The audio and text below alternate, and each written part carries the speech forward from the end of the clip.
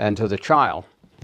And so the Hogan is very much symbolic of the female form, and the teachings and that are associated with the female Hogan is all based on the understanding that the women have different responsibility and the men have different responsibilities, and that as far as taking care of their family and the beings that they bring into this world, into the third world.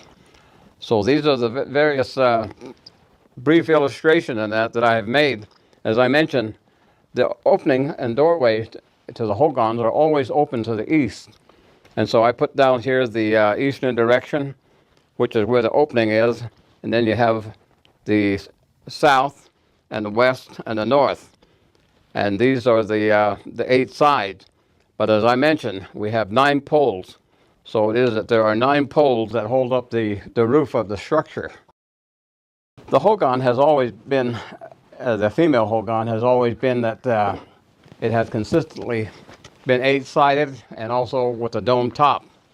And the original Hogan had to be underground, and sometimes it would be 2 feet, maybe 3 feet underground.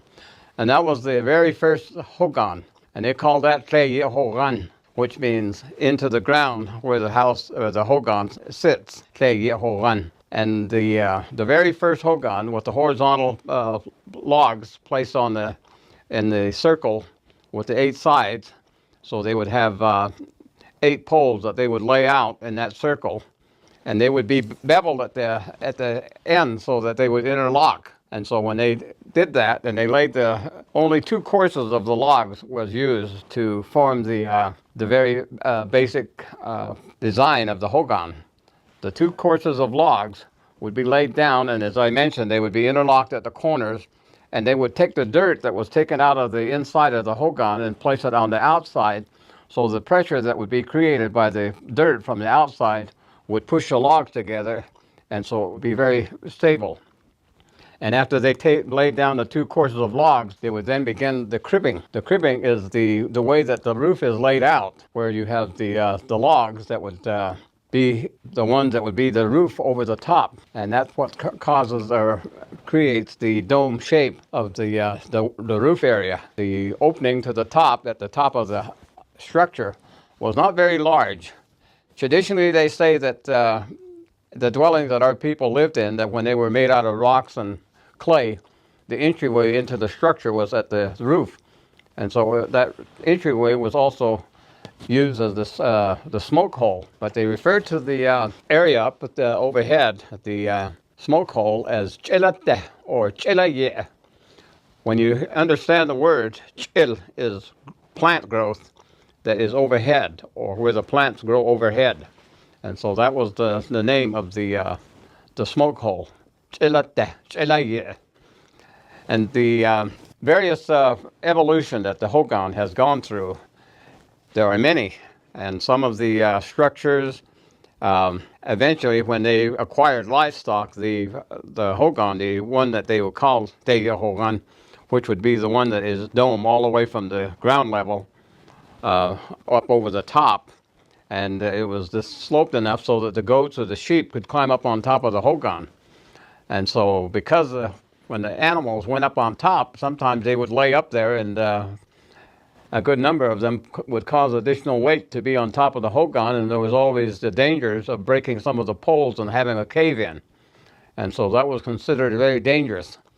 And the way that they took care of that is that they took poles and still maintained the 8 sides, but they put the poles into the ground vertically, and then they would put the first course at the top of those poles to begin the 8-sided structure of the female Hogan, because the outside poles that would be placed into the ground in a vertical pattern, it made it difficult for the goats or the sheep to get up on top of the Hogan.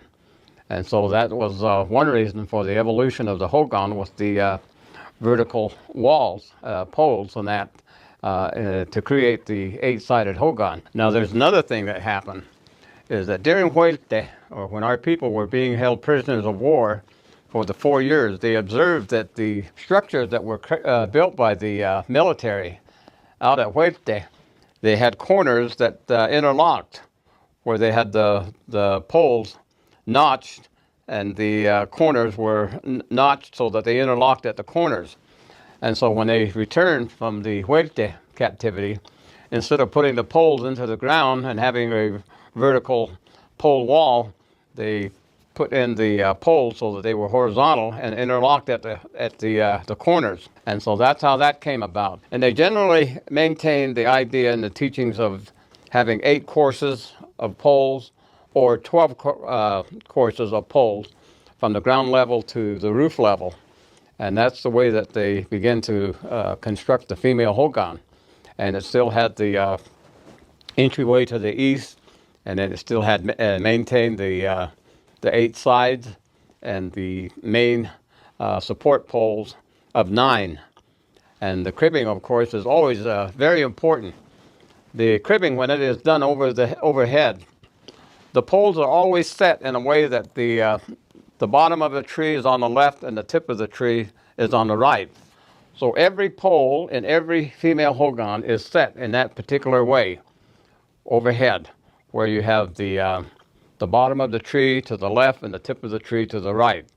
And some of these poles are 16 feet long, and they are very large poles. Some of them weigh as much as 300 pounds, and when we put them into to create the roof, we have to lay other logs on top of it, and you can see from some of these pictures and that the way that the poles are set in. But all of them is what we call the continual growth direction, which is a nosek. We always do everything in that particular way.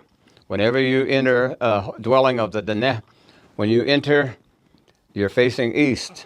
You always go to your left, and you make that entryway. You come around in the clockwise direction. After you've entered, you can move around inside the dwelling, but when you exit, you complete the clockwise direction as you exit the hogan. And so that's true for the male hogan and the female hogan. So whenever you enter into a hogan of the Neh, remember always to go to your left and to go around in a clockwise direction. The other teachings of the Neh is that when the hogan is constructed and completed, they always have a dedication ceremony. Ho'anda'i is what they used to call it.